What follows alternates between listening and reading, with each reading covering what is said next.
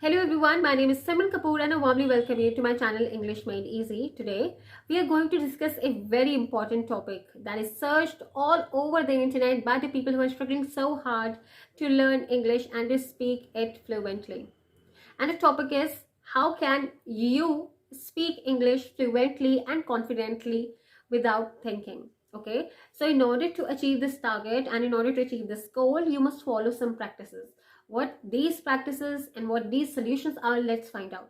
So the practice number one is, you need to learn the vocabulary. Okay, you need to learn the new words. All right, so this is the main reason that causes us to pause while speaking, that causes a hindrance to speaking English fluently. If you want to speak English fluently, you must know the vocabulary. The lack of words cause us to stop and stop. So how can you learn English words and how can you remember them for a longer period of time? Now here is the bonus tip that I want to share with you.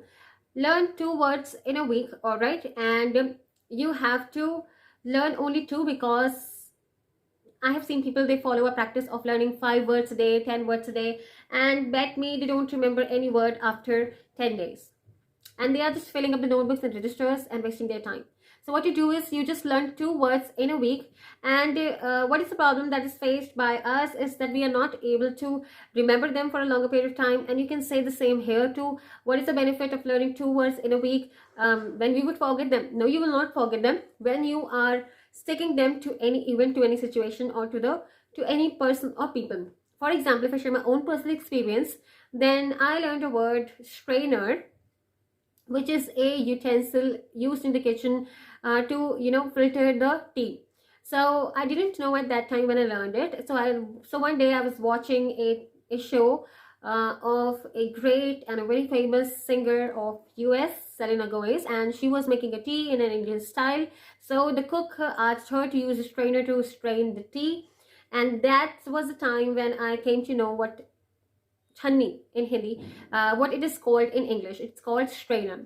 So whenever I make a tea and I use it, so my mind, my brain, it connects me to that event, to that situation, to that show. And this is how I remember this word until today. And it's a period of 2 to 3 years back I came to know about this word. So this is a trick, this is the bonus tip that you can take with you to remember the words and their meanings for a longer period of time. Okay, connect them to any situation, to any event, or to any person, or to any people, to remember it for a lifetime. And after that, I never had to search for its meaning ever on the Google. It's just put into the mind. And there are so many words like these that I have attached to different events and situations and people of my life. All right, so the solution number 2 is, and the practice number 2 to speak English fluently, is that you need to know the basics of English. Okay, you need to study the formats, you need to learn the formats, okay, and put them into practice in real conversations. Okay, now what do I mean by formats? I mean that you need to study the tenses, you need to study the verbs, because the tenses, they help you to form the sentences. They give you the formats, how you have to form the sentences. And when you open up the grammar books, I don't think so, hardly in today's era, hardly anybody would open up the grammar books and study. Now what do I mean by that? I don't mean that you study each and every specific rule, but at least you must know the basics, guys. You must know the tenses, you must know the subject verbs and their agreements and all the things. Okay, so open up the tenses, learn the formats, and then use them and practice them in your real conversations. Now initially, sudden creation might be difficult. You might start thinking while speaking what you learned.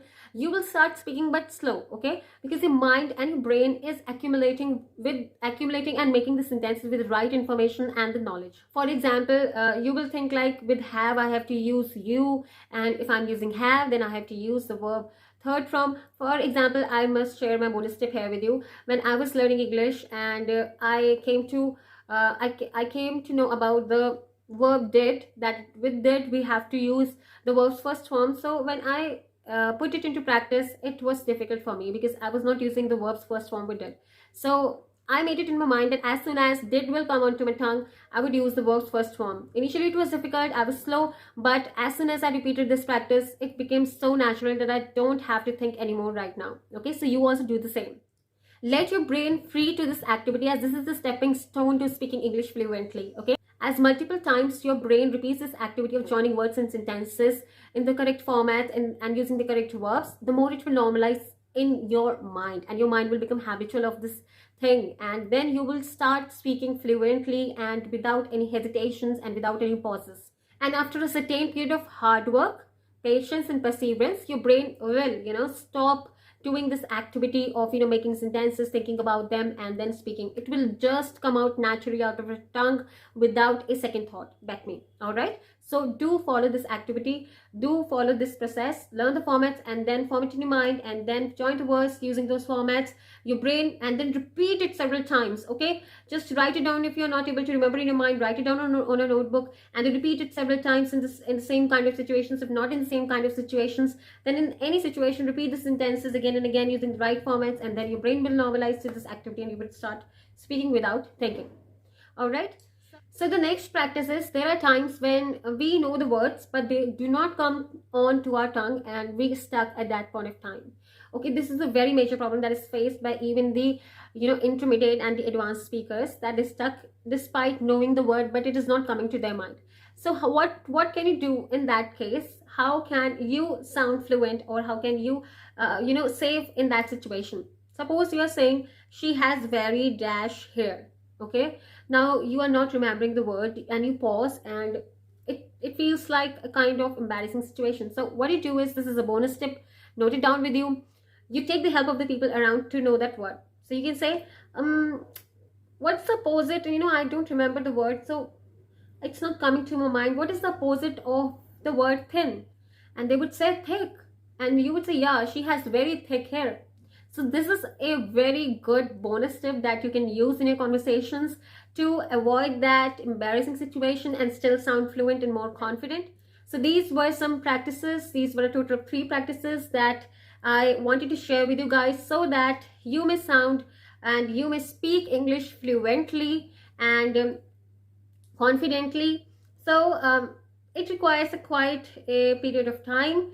You must follow these practices for a period of 15 to 30 days, like learning vocabularies and learning the formats and tenses and subjects and verbs.